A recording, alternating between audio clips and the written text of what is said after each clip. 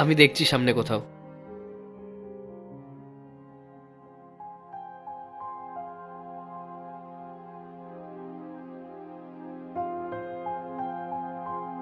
বাবা, আমার ব্যাগ কোথায়? মা, ব্যাগ অনেক দামি, আর আমি সস্তার ব্যাগ পেলামও না, আর আমার কাছে অত টাকাও নেই।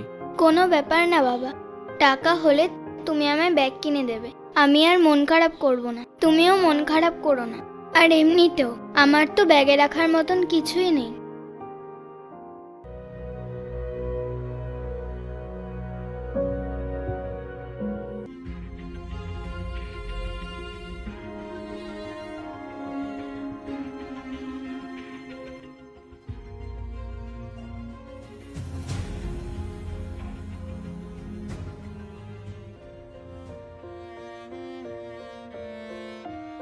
বাবা, এটা তো খুব ভালো, এর মধ্যে আমি আমার সব জিনিস রাখবো।